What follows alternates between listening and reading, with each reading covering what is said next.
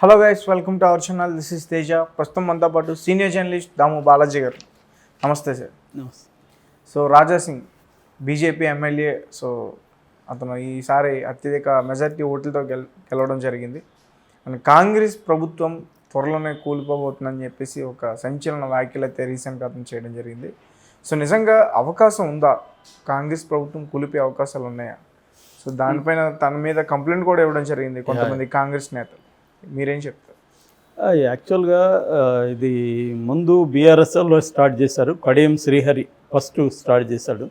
కాంగ్రెస్ ప్రభుత్వం ఎంతో కాలం ఉండదు, కూలిపోతుంది అనేది కడియం శ్రీహరి, తర్వాత ఎర్రబెల్లి దయాకర్ రావు, ఇలాగా ఇంకా ఫస్ట్ బీఆర్ఎస్ వాళ్ళు స్టార్ట్ చేశారు. అయితే ఇప్పుడు విచిత్రంగా రాజా సింగ్, నిజానికి అతను బీఆర్ఎస్కి సంబంధం లేదు. రాజా సింగ్ బీజేపీ పార్టీ, అతని ఎట్లాగో ఒకవేళ కూలిపోయినా అతను ఏమీ గవర్నమెంట్ ఫామ్ చేసే పరిస్థితి లేదు. ఎందుకంటే 8 మంది ఉన్నారు వాళ్ళ దాంట్లో. అతనికి ఏ రకంగానూ సంబంధం లేదు. కాంగ్రెస్ ప్రభుత్వం ఉంటుందా లేదనేది అతనికి సంబంధమే లేదు. అతను స్టేట్మెంట్ ఇచ్చాడు. అది కూడా ఎలాగ ఇచ్చాడు? కేసీఆర్ వ్యూహాత్మక మౌనంతో ఉన్నాడు, సో మౌనాత్మక వ్యూహంతో ఉన్నాడు. సో కేసీఆర్ ప్లాన్ చేస్తున్నాడు ఆల్రెడీ, ఇది కూలిపోబోతుంది. కేసీఆర్ చిటికేస్తే 10 మంది కాంగ్రెస్ ఎమ్మెల్యేలు బీఆర్ఎస్లోకి జాయిన్ అవుతారు అని అతను చెప్తున్నాడు. అంటే బీఆర్ఎస్ వాళ్ళకంటే కూడా రాజా సింగ్కి ఎక్కువ తెలిసినట్టుగా మాట్లాడాడు.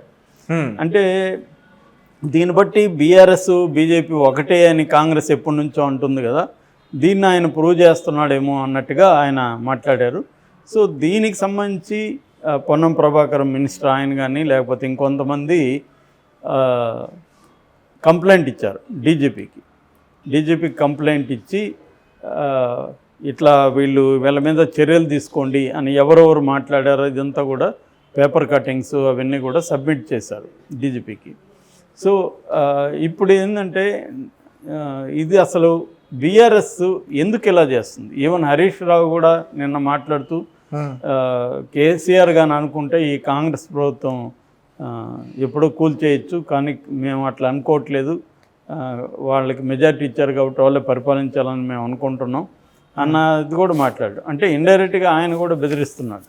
అంటే ఎందుకు ఇది జరుగుతుందంటే వీళ్ళకి అబ్సల్యూట్ మెజారిటీ లేదు కాంగ్రెస్కి 64 వచ్చాయి. 60 మ్యాజిక్ ఫిగర్ అయితే 4 ఉన్నారు. సిపిఐని కలుపుకుంటే ఇంకొకరు ఉన్నారు అంతే. సో ఒక 10 మంది కానీ జంప్ అయితే ఖచ్చితంగా కాంగ్రెస్ ప్రభుత్వం కూలిపోతుంది. సో మొన్న కూడా ఆయన పొన్నాల లక్ష్మయ్య కూడా రేవంత్ రెడ్డి కేసీఆర్ని పరామర్శించడానికి వెళ్ళినప్పుడు ఆ ఫోటో కింద ఆయన కామెంట్ పెట్టాడు, కేసీఆర్ని నా ప్రాధేయపడుతున్నాడు, సార్ నన్ను 1 సంవత్సరం అన్న సీఎంగా ఉండనివ్వండి, నా ప్రభుత్వాన్ని కూల్చేయకండి దయచేసి అని వేడుకుంటున్నాడు అని ఆయన కామెంట్ పెట్టాడు. అంటే బీఆర్ఎస్ వాళ్ళందరూ ఒక రకమైన మైండ్ గేమ్ స్టార్ట్ చేసినట్టుగా మనకు కనబడుతుంది కాంగ్రెస్ మీద. ఎందుకంటే గతంలో తీసుకుంటే 2018లో టీఆర్ఎస్కి అప్పట్లో క్లియర్ మెజార్టీ 88 సీట్లు వచ్చినా మళ్ళీ 12 మంది కాంగ్రెస్ వాళ్ళని, తర్వాత తెలుగుదేశం వాళ్ళని ఒక 2 లాక్కున్నాడు. చివరికి సిపిఐలో ఒకరుంటే ఆ ఒకరిని కూడా లాక్కున్నాడు కేసీఆర్. అంటే ఆయనకు ఒక అభద్రత ఉంది, ప్రతిపక్షాలు స్ట్రాంగ్గా ఉండకూడదు అని. అక్కడ కూడా మనం చంద్రబాబుది కూడా అదే చూసాం. చంద్రబాబు కూడా 23 మందిని అక్కడ వైసీపీ వాళ్ళని తీసుకున్నారు. సో ఇలాగా ఏంటంటే అధికారంలో క్లియర్గా మ్యాండేట్ ఉండి క్లియర్ మెజార్టీ ఉన్నా కూడా ప్రతిపక్షం ఉండకూడదు, ప్రతిపక్షాన్ని తొక్కేస్తే నెక్స్ట్ ఎలక్షన్లు కూడా మనకి ఇబ్బంది ఉండదు అన్న ధోరణితో వచ్చారు. సో దీన్ని రేవంత్ రెడ్డి చాలా గట్టిగా ఖండిస్తూ కాంగ్రెస్ నుంచి వెళ్ళిన 12 మందిని ఓడించండి అని ఎక్కడ సభలు జరిగినా అక్కడ పిలిపించాడు ప్రజలకి. దాని ఎఫెక్టా మరి ప్రజల్లో కూడా వ్యతిరేకత వచ్చిందో తెలియదు, కానీ దాదాపు 9 మంది ఓడిపోయారు. ఆ 12 మందిలో కాంగ్రెస్ నుంచి బీఆర్ఎస్లోకి వెళ్ళిన 12 మందిలో 9 మంది ఓడిపోయారు. ఓన్లీ గ్రేటర్ హైదరాబాద్లో సబితా ఇంద్రారెడ్డి కావచ్చు, ఇటు సుధీర్ అలాంటి ఇక్కడ వేవ్ బీఆర్ఎస్ మీద ఉంది కాబట్టి వాళ్ళు గెలిచారని మనం అనుకోవచ్చు. సో ఈ కాంటెక్స్లో ఇప్పుడు వాళ్ళు ఏంటంటే ఒక మైండ్ గేమ్ స్టార్ట్ చేశారు ఈ ప్రభుత్వం. నిజానికి ప్రభుత్వం ఏర్పడి వారం కూడా కాలేదు, వాళ్ళు ఇంకా సమీక్షల స్టేజ్లో ఉన్నారు. ఇంకా అప్పటికీ వాళ్ళు రేవంత్ రెడ్డి చాలా వేగంగా ఆయన పనిచేస్తున్నాడు. మినిస్టర్లు కూడా వేగంగా సమీక్షల్లోకి వివిధ పరిపాలన సంబంధమైన విషయాల్లోకి ఎంటర్ అయిపోయి పనులలో స్టార్ట్ చేశారు. నిజానికి వాళ్ళకి బ్రీతింగ్ స్పేస్ ఇవ్వాలి, ఇస్తామని కూడా కేసీఆర్ చెప్పినట్టుగా కూడా వార్తలు వచ్చాయి, కానీ ఇవ్వట్లేదు. డే 1లోనే హరీష్ రావు అటాక్ చేశాడు, ఇటు కేటీఆర్ మొదలు పెట్టాడు, ఇంకా వరుసగా వాళ్ళు స్టార్ట్ చేస్తున్నారు. సో ఈ కాంటెక్స్ట్లో నిజంగా ఇప్పుడు దీన్ని లా అండ్ ఆర్డర్ ప్రాబ్లం లాగా డీజీపీకి కంప్లైంట్ చేయడం వల్ల ఒరిగేది ఏమన్నా ఉందా అని చాలామంది అడుగుతున్నారు. నిజానికి ఇది క్రిమినల్ కేసు, ఐపీసీ కానీ సిఆర్పిసి కిందికి రాదు. ఒకవేళ కాంగ్రెస్ నుంచి 10 మంది జంప్ అయినా అది ప్రజాప్రాతినిధ్య చట్టం యాక్ట్ కిందకి వస్తుంది తప్ప ఈ క్రిమినల్ ఐపీసీ సిఆర్పిసి కావు. కాబట్టి డీజీపీ ఏం చేస్తాడు, లా అండ్ ఆర్డర్ పోలీసులు ఏం చేస్తారు, వాళ్ళు చేసేది ఏముండదు. కాకపోతే అది వాళ్ళకి తెలీదా కాంగ్రెస్ వాళ్ళకి? వాళ్ళు ఎందుకు ఇచ్చారంటే దీన్ని కౌంటర్గా ఎక్స్పోజ్ చేయడం ఒకటి స్ట్రాటజీ. రెండో స్ట్రాటజీ ఏంటంటే బీఆర్ఎస్ వాళ్ళు ఇలా ప్రెజర్ చేసే కొద్దీ కాంగ్రెస్ వాళ్ళు రివర్స్ గేమ్ మొదలు పెడతారు. అంటే బీఆర్ఎస్ నుంచి కొంతమందిని తమ వైపు లాక్కునే దానికి ట్రై చేస్తారు.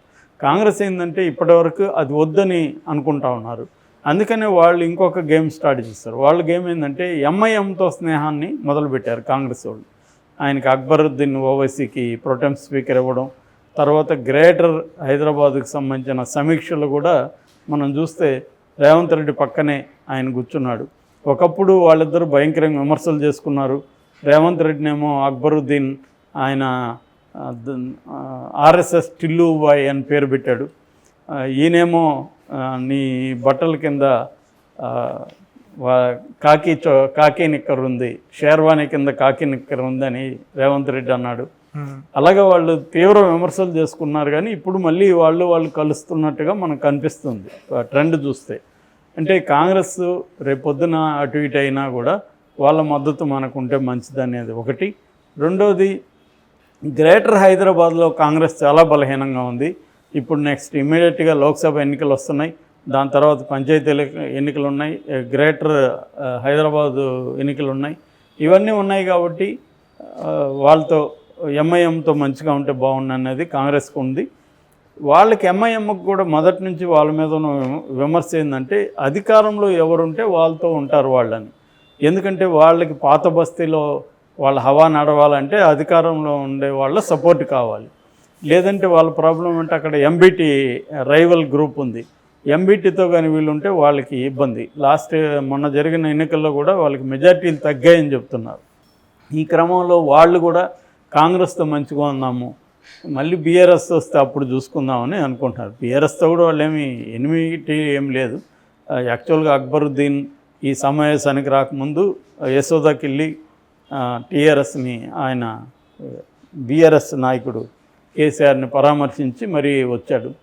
సో వాళ్ళు ఏంటంటే వాళ్ళు డబుల్ గేమ్ ఆడడంలో ఎక్స్పర్ట్లు అయిపోయారు. ఒక పక్క బీజేపీని వ్యతిరేకిస్తున్నట్టుగా ముస్లింల తరపున పోరాడుతున్నట్టుగా ఉంటారు, మళ్ళీ దేశవ్యాప్తంగా బీజేపీని గెలిపించడానికి యాంటీ ఇన్కంబెన్సీ ఓట్లని చీలుస్తారు. ముఖ్యంగా కాంగ్రెస్ వైపు వెళ్ళే ముస్లిం ఓట్లను చీల్చడమే వాళ్ళ పని దేశవ్యాప్తంగా. అదొక పక్క చేస్తూ ఇంకోవైపు ఏమో మేము ముస్లింల తరఫున పోరాడుతున్నాం, బీజేపీకి వ్యతిరేకంగా పోరాడుతున్నాం అన్న కలరింగ్ ఇస్తుంటారు. సో అలాగే ఇక్కడ కూడా ఏంటంటే వాళ్ళకి అధికారంలో ఉండే వాళ్ళకి అవసరం, కాంగ్రెస్కి కూడా ఇవాళ వాళ్ళ అవసరం. కాబట్టి రేవంత్ రెడ్డి కూడా ఏంటంటే చాలా ఆచితూచి వ్యవహరిస్తున్నాడు. తన పట్ల వ్యతిరేకత ఉన్న వాళ్ళతో కూడా మంచిగా ఉండడం, అందరినీ కలుపుకోకపోవడం అనేది జరుగుతుంది. ఈ క్రమంలో క్లియర్గా అధికారం ఉండి రేవంత్ రెడ్డి గ్రిప్పింగ్గా అన్ని విషయాల్లో పట్టు సాధించి పనిచేసుకుంటుంటే కాంగ్రెస్ కూలిపోవడం అనేది జరగదు. Okay sir, thank you so much.